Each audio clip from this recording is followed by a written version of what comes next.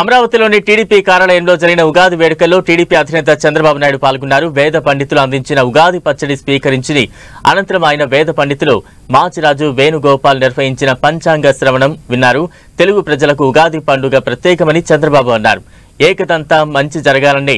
ఏడాదంతా మంచి జరగాలని కోరుకుని ఆశాభావంతో ముందుకు వెళ్లాలని సందేశమిచ్చే పండుగ కొత్త కార్యాలయాలకు అది, అందుకే యుగాది అన్నారని చంద్రబాబు తెలిపారు.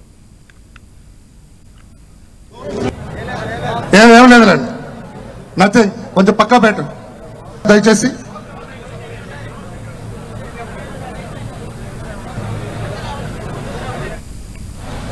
ఈరోజు మనం అందరం కూడా తెలుగు జాతి పెద్ద ఎత్తున జరుపుకునే ఏకైక పండుగ. రెండు రాష్ట్రాల్లో ఉండే తెలుగు ప్రజలకి, దేశ విదేశాల్లో ఉండే తెలుగు ప్రజానీకానికి, తెలుగు జాతికి మొత్తానికి క్రోధనామ సంవత్సర ఉగాది శుభాకాంక్షలు తెలియజేస్తున్నా. మనందరికీ ఇది ఒక విశిష్టమైన పండుగ. మన జీవితాల్లో రాబోయే 1 సంవత్సరాల్లో దశ దిశ నిర్దేశించుకునే వేడుక ఇది.